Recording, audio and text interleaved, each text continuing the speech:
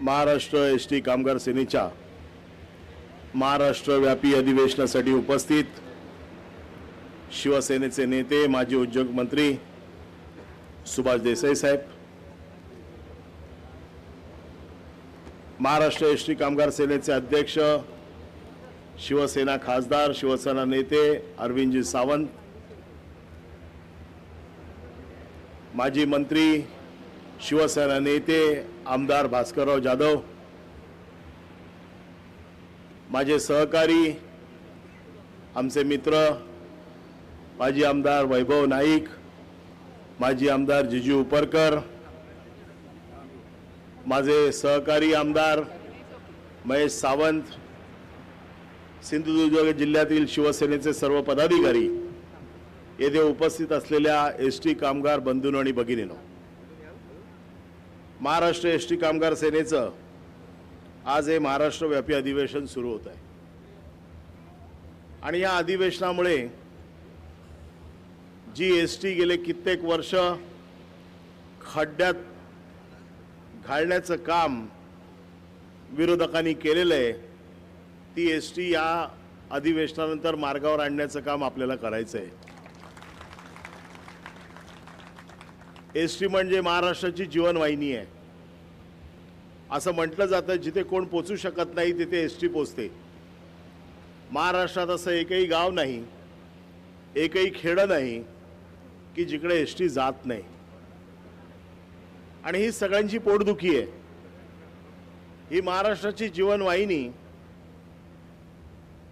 ही हळूहळू कशी संपवता येईल आणि ह्या एसटीचा म्हणजे हा वाहतुकीचा व्यवसाय खाजगी वाहतूकदारांच्या घशात कसा घालता येईल अशा प्रकारचं मोठं षडयंत्र चालू आहे।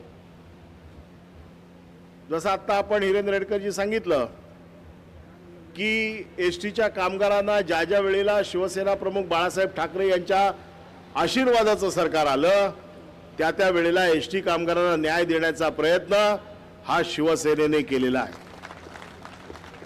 मग दिवाकर रावते साहेब असतील, रावते साहेबांनी त्यावेळेला मंत्री असताना विविध योजना आणल्या, कामगारांचं जीवनमान कसं उंचावलं पाहिजे याच्यासाठी त्यांनी अथक प्रयत्न केले। मला एक गोष्ट माहिती आहे की जगातली कुठलीच वाहतूक व्यवस्था ही नफ्यात नाही आहे आणि वाहतूक व्यवस्था कधी नफ्यात नसते। ते सरकारचं एक काम आहे, ते सरकारचं एक कर्म आहे, ते एक सरकारचं कर्तव्य आहे आणि या कर्तव्याकडे कर्तव्य म्हणून बघून सरकारने ही योजना किंवा सरकारने ही काम चांगलं चालवलं पाहिजे। एसटी हा त्याच्यातला प्रमुख घटक आहे। एसटी काय धंद्यासाठी नाही आहे, एसटी सरकारची सेवा आहे। सरकारने ही सेवा लोकांसाठी व्यवस्थित चालवली पाहिजे, परंतु ही सेवा चालवताना जे सेवा देत आहेत त्या सेवा देणाऱ्या कर्मचाऱ्यांच्या भवितव्याकडे देखील त्यांनी व्यवस्थित लक्ष दिलं पाहिजे, त्यांच्या प्रत्येक गोष्टीकडे त्यांनी बघितलं पाहिजे। आणि म्हणून बाळासाहेबांनी जे काय आमच्यावरती संस्कार केलेत की ज्या कामगारांच्या जीवावर, ज्या श्रमिकांच्या जीवावर आपण आपला पक्ष चालवतो त्या श्रमिकांची काळजी ज्या वेळेला आपण सत्तेत बसलेलो असतो किंवा विरोधात असलो तरी त्यांची काळजी घेणं हे आपलं कर्तव्य आहे। ज्या वेळेला मी मंत्री झालो दुर्दैवाने त्यावेळेला कोरोना आला, तरी त्यावेळेला कोरोना असताना देखील महाविकास आघाडीचे मुख्यमंत्री आपले सर्वांचे लाडके नेते माननीय उद्धवजींनी सांगितलं जरी एसटी बंद असली तरी कामगारांना पगार मिळालाच पाहिजे आणि त्यासाठी 1000 कोटी रुपयाची व्यवस्था ही उद्धव साहेबांनी त्यांना करून दिली होती। आज कधी पैसे मागायला जा, आम्ही सभागृहात वेगवेगळ्या माध्यमातून प्रश्न विचारत असतो आणि नेहमी एसटी तोट्यात आहे, एसटीत पैसे नाही आहेत, हे एक सततचं रडगाणं चालू असतं। एसटी तोट्यात आहे मान्य आहे, एसटी तोट्यातच असणार आहे, त्याचा खमा खर्च जो आहे हा जमा खर्च सांभाळण्याचं काम सरकारचं आहे, त्याला मदत देण्याचं काम हे सरकारचं आहे। जसं मुंबईमध्ये बीएसटी नेहमी तोट्यात असते. परंतु 25 वर्ष शिवसेनेची महानगरपालिकेवर सत्ता होती आणि महानगरपालिकेने सतत बीएसटीला पैसे पुरवण्याचं काम केलं आणि कामगारांचे प्रश्न आणि त्याचबरोबर मुंबईतल्या जनतेचे प्रश्न देखील शिवसेनेने वारंवार सोडवले.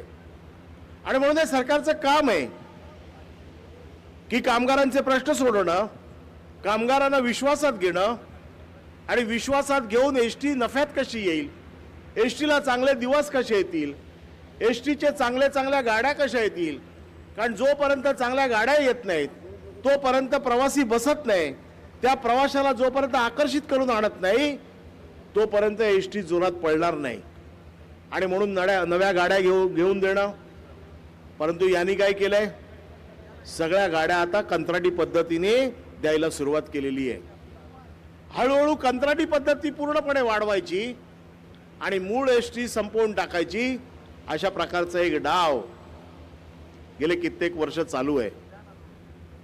आपलं सरकार असताना ज्या वेळेला कोरोना संपत आला त्यावेळेला काही नतद्रष्ट लोकांनी एसटी 5 महिन्याचा संप घडवून आणला. आपल्याला माहिती आहे की एसटी कामगार बिचारा गरीब आहे, महिन्याच्या पगारावरती हात तोंड त्याचं चालत असतं.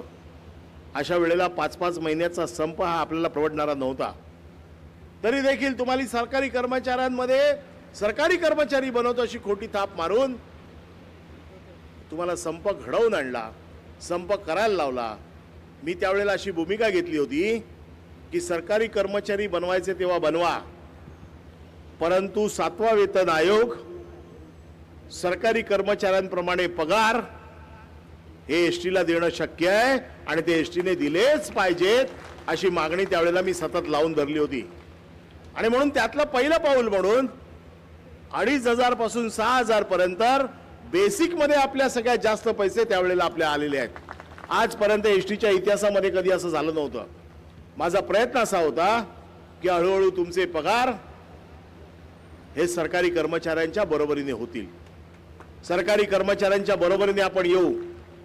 आणि ज्या वेळेला सरकारी कर्मचाऱ्यांच्या बरोबरीने येऊ, सरकारला देखील आपल्याला सामावून घेणं फार कठीण होणार नाही. परंतु या नतद्रष्ट लोकांनी एसटीच्या गरीब कामगारांना भडकवून, एसटी कामगारांना खोटी आश्वासनं देऊन एसटी आणखीन गाळात उतरवण्याचं काम केलेलं आहे. आणि आता काय चाललंय, एसटीचे पैसे, मी तर नेहमी सभागृहात ओरडत असतो की कामगारांचे प्रॉव्हिडंट फंड असतील, कामगारांची देणी असतील, ही देणी एसटीला स्वतःकडे ठेवण्याचा अधिकार नाही. ती देणी त्यांच्या योग्य जागी गेलीच पाहिजे, नाही तर एसटीच्या एमडीला एक दिवस उचलून आतमध्ये टाकावा लागेल. कारण हा कायदाच आहे. कोणाचा प्रॉव्हिडंट फंड तुम्ही ठेवू शकत नाही. तुमचा प्रॉव्हिडंट फंड कापला तर तो खिशात ठेवू शकत नाही, तो दुसऱ्या कामासाठी वापरला जाऊ शकत नाही, तो तुमच्या अकाउंटमध्ये जमा झाला पाहिजे. आता काय करतंय सरकार, फक्त तुमचं मूळ वेतन पाठवते आणि या मूळ वेतनावरती तुमची बोळवण करते. जे एसटीचे कामगार रिटायर होत आहेत, या एसटी कामगारांच्या जागी नवीन भरती होत नाहीये. कालच एसटीच्या मंत्र्यांनी घोषणा केली की आम्ही 16,000 कामगार घेणार आहोत. मी त्यांना सांगितलं 16,000 कामगार कधी घेणार, त्याचा प्लान दाखवा, कशा पद्धतीने घेणार आहोत ते सांगा. 16,000 कामगार ज्या वेळेला घेणार त्यावेळेला नवीन किती बसेस घेणार ते दाखवा. याच्यातल्या कंत्राटी किती असतील, एसटीच्या किती असतील त्या दाखवा. परंतु फक्त अधिवेशन आलं की तोंडावरती खोट्या थापा मारायच्या आणि तुम्हाला असंच वंचित ठेवायचं, हे त्यांचं धोरण आहे. आणि मला आता सगळ्यात जास्त जी भीती वाटते ती ही, एसटीकडे सगळ्यात जर आता काय असेल तर एसटीची स्वतःची जागा. आज तुम्हाला माहिती आहे की महाराष्ट्रात जवळजवळ 550 ते 600 डेपो आहेत आपले मोठे, आणि हे सगळे शहराच्या मध्यभागी आहेत, महत्वाच्या जागी आहेत. आता सगळं लक्ष या जागांवरती आहे. केव्हा या जागा फुकून टाकतोय, केव्हा या जागा देऊन टाकतोय. मी ज्या वेळेला मंत्री होतो त्यावेळेला मी 30 वर्षाचं लीज 45 वर्ष केलं होतं. का तर त्या जागेवरती आपला ताबा असला पाहिजे. एसटीची ही संपत्ती आहे.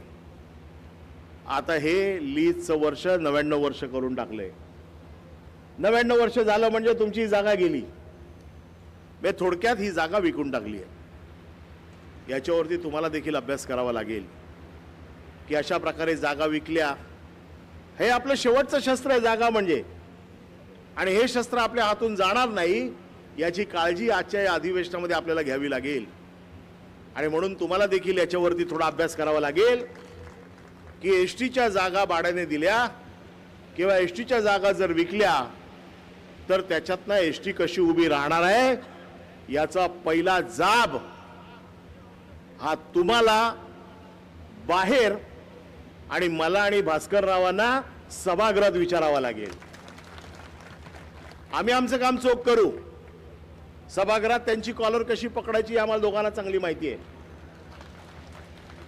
त्याच्या बाबतीत आम्ही कुठेही कमी पडणार नाही. परंतु केवळ आतमध्ये पकडून चालणार नाही तर बाहेर रस्त्यावर देखील हा जाब विचारला गेला पाहिजे की ही माझी जागा आहे, या जागेवरती माझं भवितव्य आहे, आणि ती जागा ज्या वेळेला विकली जाईल, ती जागा ज्या वेळेला दिली जाईल त्याच्यानंतर माझं भवितव्य काय. नाहीतर डेपो देऊन टाकले, महत्वाचे सगळे मुळा पुणा, मुंबई, सातारा, सांगली, कोल्हापूर महत्वाच्या शहरातले डेपो देऊन टाकले की हात वर करायला मोकळे. कारण यांचं आयुष्य जास्त नाही आहे. हे जे काय 2-2.5 वर्षामध्ये जे काय कामकाज करतील, आणि प्रत्येक मंत्र्याला माहिती आहे की उद्याचा दिवस आपला आहे की नाही माहीत नाही आहे, आणि त्याच्यामुळे आजचा दिवस आपला आहे असं समजून आजच्या दिवसात काय कमाई होते ती करून घ्या, उद्याच्या दिवसात काय होईल ते होईल. परंतु आपल्याला तिकडे कायम काम करायचं आहे, आपल्याला आपली नोकरी करायची आहे. त्याच्यामुळे आपण जागृत असणं गरजेचं आहे. त्यामुळे मी या अधिवेशनाच्या निमित्ताने महाराष्ट्र एसटी कामगार सेनेला हे आवाहन करतोय की आपण या विषयामध्ये स्वतः लक्ष घाला. याच्यातली माहिती आमच्याकडे जी काही तुमच्याकडे असेल ती आणून द्या. मी, भास्करराव, आमचे सगळे शिवसेनेचे सहकारी या सरकारला सहजासहजी कामगारांच्या जीवावरती येऊ देणार नाही. पूर्ण ताकदीने लढू. परंतु ताकदीने लढण्यासाठी जी माहिती लागते ती आपल्याकडनं आम्हाला अपेक्षित आहे. मला पूर्ण खात्री आहे शिवसेना आणि बाळासाहेबांचा आशीर्वाद आपल्या पाठीशी आहे. अरविंद सावंत सारखं नेतृत्व ज्यांनी कामगार कायद्यावरती कडाडून आसूड ओढले संसदेमध्ये, असं नेतृत्व आपल्याकडे आहे. हिरेन रेडकर सारखे सरचिटणीस आपलं काम करतायत, अहोरात्र कष्ट करतायत. महाराष्ट्र एसटी कामगार सेनेची कार्यकारिणी मी मंत्री असताना दररोज माझ्याकडे येत होती, वेगवेगळे प्रश्न घेऊन येत होती. म्हणजे कामगारांच्या हितासाठी झटण्याचं काम ही कार्यकारिणी सतत करत असते. आणि या कार्यकारिणीच्या पाठीमागे तुमची ताकद उभी राहणं गरजेचं आहे. ही ताकद तुम्ही उभी करा. एसटी कामगार सेना मजबूत करा. शिवसेना तुमच्या पाठीशी मजबूतीने उभी राहील. महाराष्ट्र विधानसभेत शिवसेनेचे आमदार, लोकसभेत शिवसेनेचे खासदार हे एसटी कर्मचाऱ्यांच्या पाठीशी मजबूतीने उभे राहतील. मी शिवसेनेचा एक नेता, शिवसेनेचा कार्यकर्ता म्हणून तुम्हाला हे वचन देतो. शेवटी सगळ्यांचं नाक मुंबईत आहे, आणि मुंबईत नाक पकडायची हिंमत ही अजूनही आमची आहे. हे नाक कधीही पकडण्याची ताकद आम्ही तुमच्यासाठी दाखवू शकतो. तुमची एकजूट मजबूत ठेवा. शिवसेना तुमच्या पाठीशी उभी आहे. उद्धव साहेब तुमच्या पाठीशी उभे आहेत. आदित्य साहेब तुमच्या पाठीशी उभे आहेत. आणि सगळ्यांच्या आशीर्वादावरती एसटी कामगार सेनेचं काम अखंड अविरहित चालू राहील. आणि एसटी कामगाराच्या या प्रयत्नांना, या संघटनेला चांगलं यश मिळेल, चांगलं भवितव्य त्यांच्या माध्यमात